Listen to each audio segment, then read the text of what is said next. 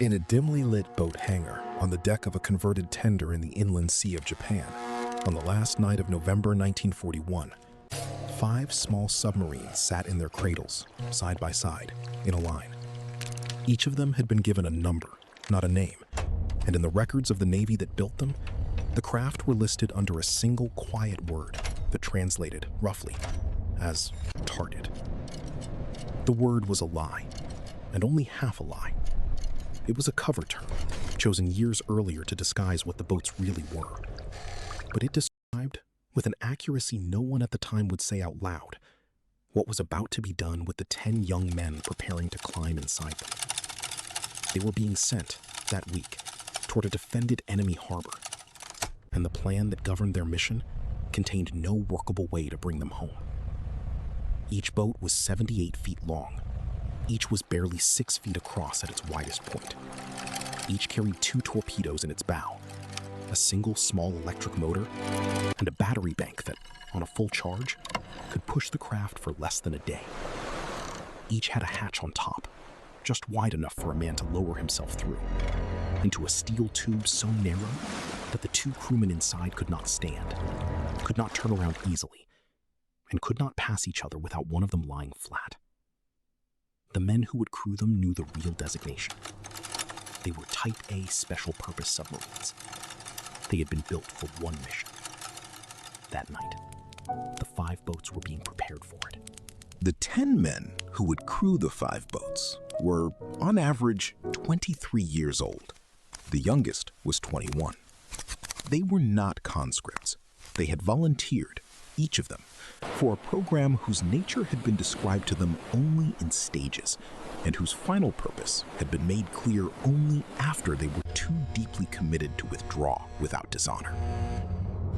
They had trained for more than a year. They had learned to handle the small boats in the protected waters off a training base on a small island in the inland sea. They had learned to navigate blind, by compass and by stopwatch, with the periscope down and the hatch sealed.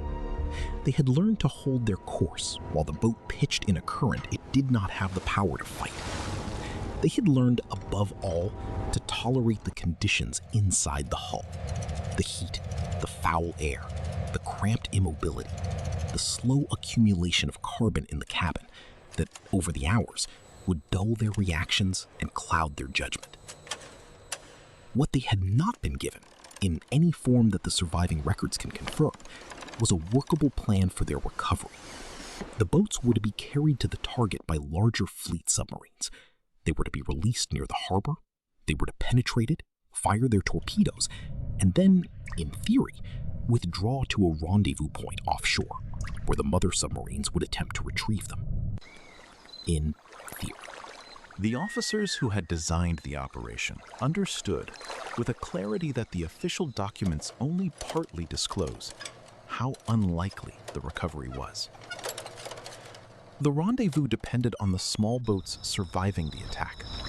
It depended on them having enough battery charge left to reach the open sea.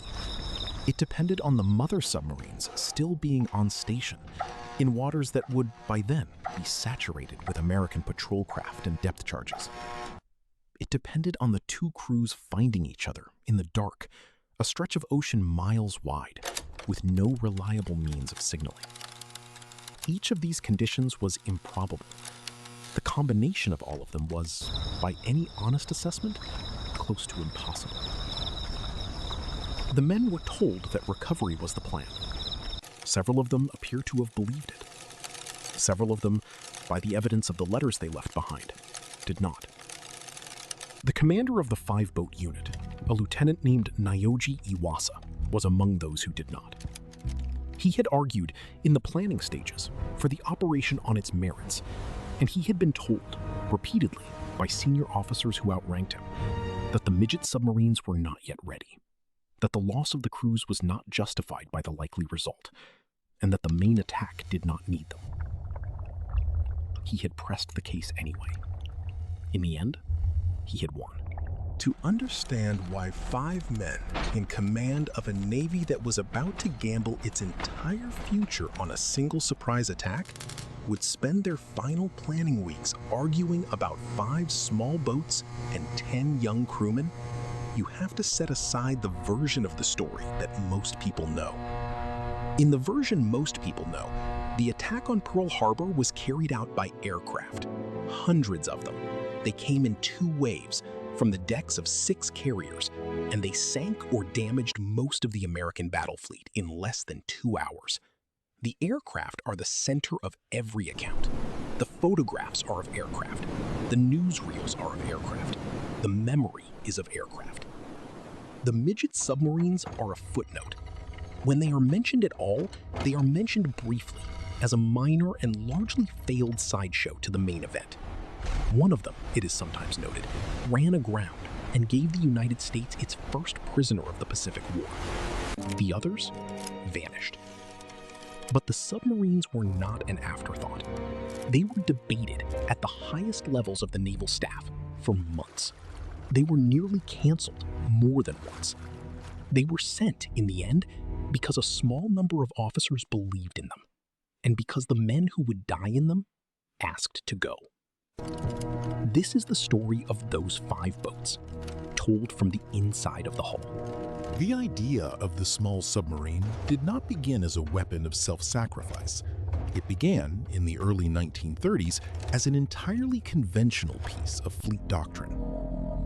The Japanese Navy, in those years, was preparing for a war it expected to fight against the United States somewhere in the Western or Central Pacific. Its strategists assumed that the American fleet would advance across the ocean toward Japan, and that the decisive battle would be fought eventually in a great clash of battleships in Japanese home waters. The Navy had spent 2 decades preparing for that single battle. Everything it built was meant in some way to weaken the American fleet before it arrived. The small submarine was conceived as one of those weapons. The plan was simple. A force of fast surface ships designed to carry the small boats would dash ahead of the main fleet under cover of darkness. They would release the boats.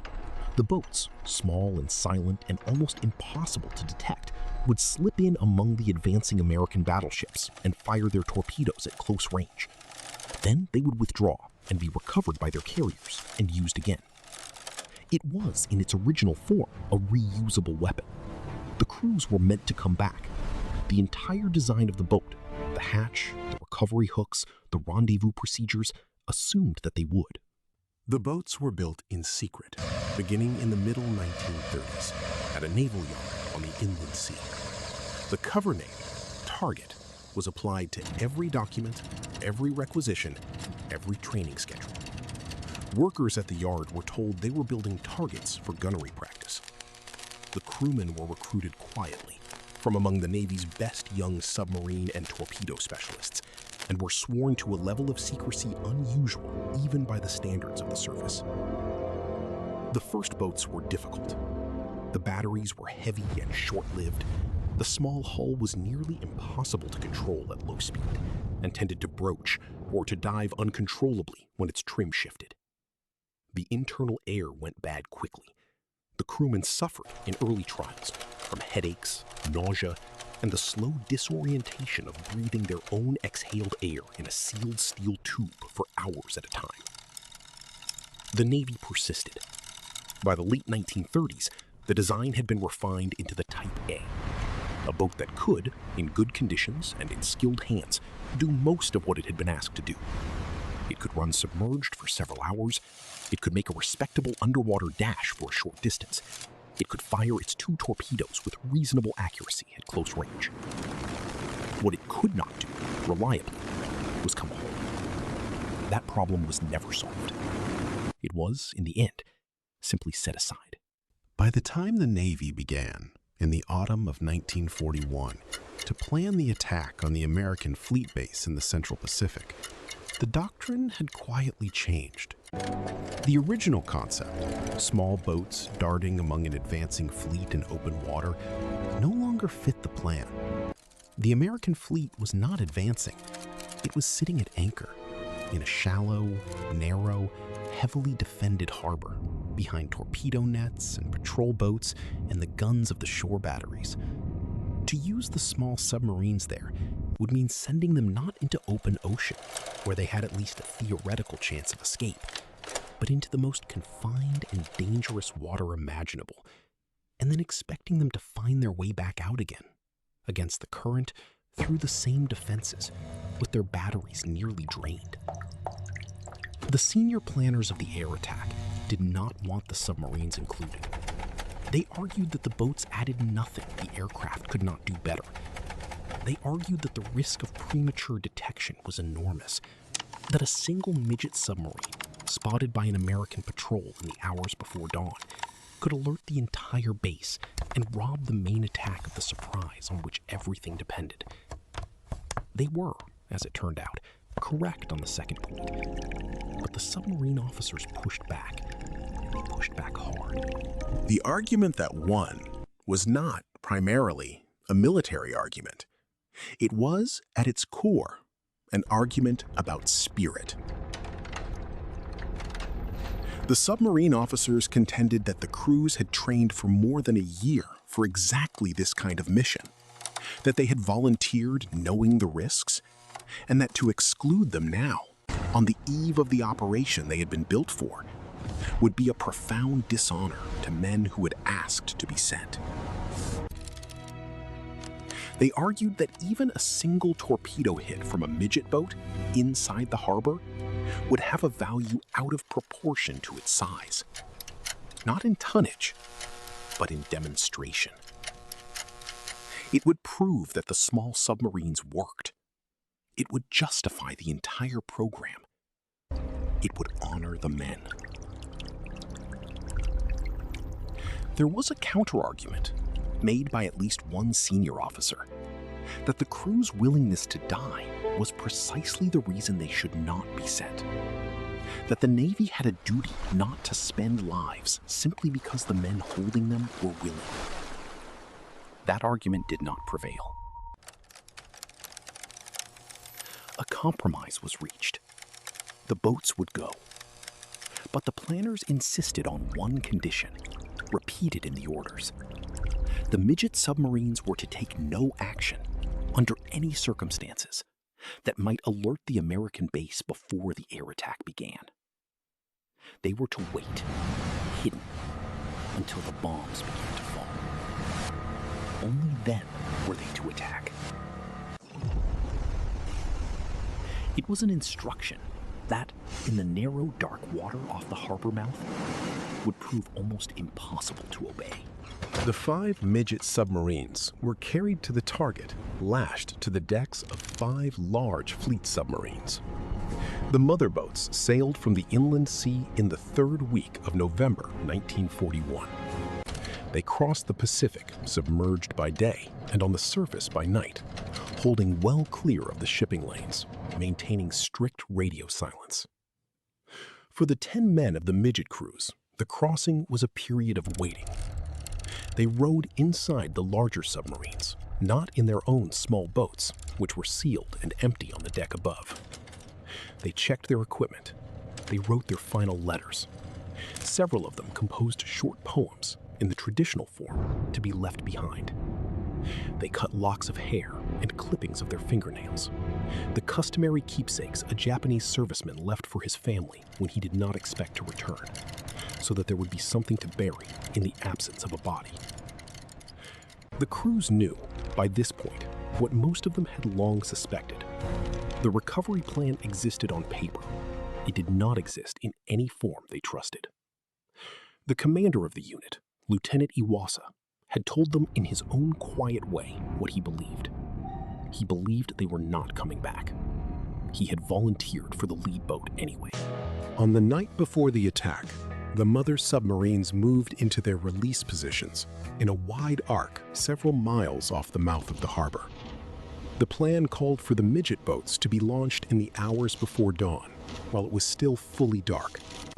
Each crew would climb up onto the deck of the mother submarine, lower themselves through the narrow hatch into their own small boat, seal it from inside, and signal that they were ready. The lashings would be released. The mother submarine would submerge slowly, leaving the Midget boat floating free in the dark. The 2 young men inside would then be alone in a steel tube the width of a man's outstretched arms, with a compass, a stopwatch, 2 torpedoes, and a set of orders. The launches did not all go well. One of the boats had a fault in its gyro compass, the instrument it depended on to hold a true course while running blind and submerged. The crew tried to repair it in the cramped dark. They were not able to. The boat was launched anyway. Its commander, faced with the choice between aborting his mission on the eve of the war or proceeding without the one instrument that made underwater navigation possible, chose to proceed. He set out toward the harbor, steering in effect by guesswork. He was not the only one. The first contact of the entire war, the first shot fired before a single aircraft appeared over the harbor, was fired not at an aircraft and not by the main fleet, but at one of the Midget submarines. In the gray hour before dawn, an American patrol vessel guarding the harbor entrance sighted a small object in the water near the channel. It was the conning tower of a Midget submarine, trying to follow an American supply ship through the anti-submarine net that guarded the harbor mouth. The net was opened periodically to allow friendly ships to pass. The Midget boat had been attempting to slip through in the opening. The American vessel turned toward it. It opened fire with its deck gun. The second shot struck the small submarine at the base of the conning tower. The patrol vessel then ran over the spot and released depth charges. The time was shortly before 7 in the morning. The first wave of Japanese aircraft was still more than an hour away. The Midget submarine, sent specifically under orders to take no action that might alert the base, had instead become the cause of the first American shots of the Pacific War. The patrol vessel's commander reported the engagement to his headquarters. The report, in the confusion of that morning, was not acted upon in time. The warning that might have saved the fleet was filed, queried, and set aside. What happened to the other 4 boats, inside the harbor and in the waters around it, can be reconstructed only in fragments. At least one of the Midget submarines is believed to have penetrated the harbor itself during or shortly after the air attack, and to have fired its torpedoes. The evidence for what those torpedoes struck has been debated by historians for decades. Some accounts credit a Midget boat with a torpedo hit during the chaos of the morning. Others find the evidence inconclusive. The water was full of explosions, of burning oil, of sinking ships, and the wreckage of aircraft. And in that chaos, the track of a single small torpedo was nearly impossible to attribute with certainty. The boats themselves were lost, one by one, through the day. Some were caught in the harbor and depth charged. At least one was sunk by gunfire. The exact sequence is not recoverable. What is certain is that of the 5 boats and 10 men sent toward the harbor that morning, none completed the mission as the planners had imagined it. None reached the offshore rendezvous. None of the mother submarines recovered a single Midget boat or a single crewman. 9 of the 10 men died.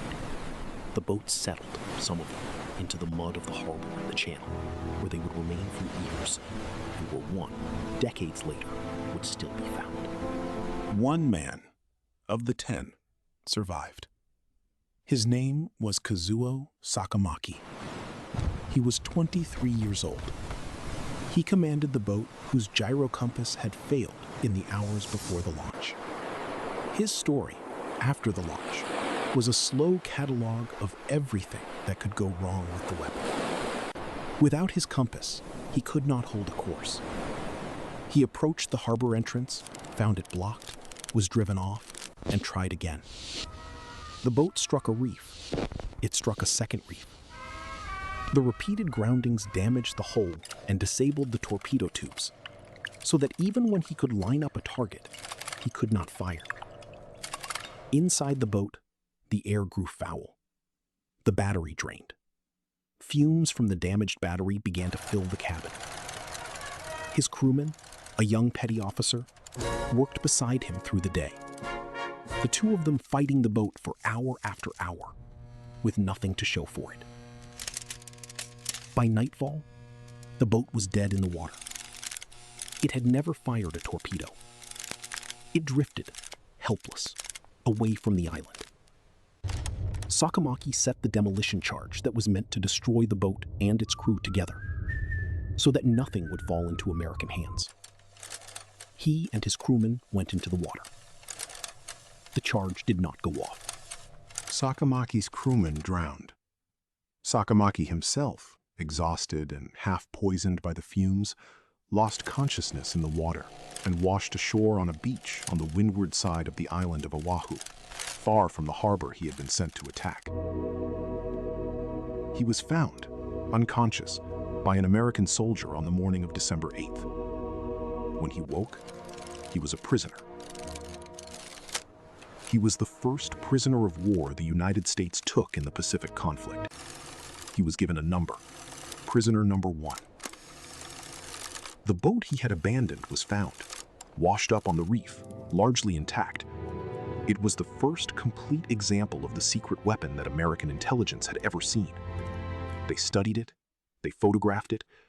Later in the war, they put it on a flatbed truck and toured it around the country to raise money for the war effort, with a sign explaining that this was the kind of weapon the enemy had sent against the fleet. For Sakamaki, the survival was, by the code he had been raised in, a catastrophe. He had been sent to die. He had instead been captured alive, his boat taken intact, his weapons every secret handed to the enemy. He asked his captors, more than once, to be allowed to kill himself. They refused. In Japan, the story of the Midget submarines was rewritten almost immediately. The Navy, which had nearly canceled the operation, now had 9 dead men, and an attack that, whatever the truth of the torpedo hits, had been a stunning success overall. The High Command chose to present the Midget crews as heroes, as a band of young men who had pressed into the harbor and struck the enemy at point-blank range, and who had died gloriously in the doing of it. 9 of the 10 were promoted, posthumously, 2 ranks. Their portraits were published. Their poems were printed. A painting was commissioned, showing the 9 of them together, in formal pose, as a single heroic unit. They became, in the propaganda of the home front, the first martyrs of the war. Proof of the spirit that would, the Navy assured the public, carry Japan through. There were exactly 9 men in the official story. There had been 10 in the boats.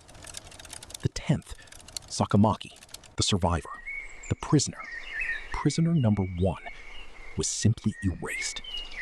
His name did not appear. His face was not in the painting. In the version the Navy told its own people, he had never existed at all. To acknowledge that one of the heroes had been captured alive, with his boat intact, was a contradiction the official story could not contain. So the official story removed him. Sakamaki survived the war as a prisoner. He came home to a country that had spent 4 years telling itself he was dead. He lived a long, quiet life, working for many years for a Japanese automobile company, and he said very little for most of that life about the boat and the harbor and the men who had not come back. Late in his years, he wrote and spoke of it at last, not as a hero and not as a coward, but as a young man who had been given a weapon that could not do what was asked of it, and a recovery plan that everyone involved had known was a fiction. The boats were never the decisive weapon their designers had imagined. They sank no battleships that the aircraft had not already doomed. They came closer to wrecking the entire operation by alerting the base before dawn than to winning it. As a piece of military engineering, the Midget submarine campaign at the harbor was, by almost any measure, a failure. But the men were real. They had volunteered. They had been told they would be recovered, and most of them had known better, and they had gone anyway. The question their story leaves behind is not whether the weapon worked. It did not. The question is what a Navy owes to men who ask to be sent on a mission it has already decided they will not survive. Next on Tora Files, The Japanese submarine that was longer than a destroyer carried aircraft folded inside its hull and was built for a single secret mission against a target on the far side of the world. Subscribe. The Pacific War, told from the other side.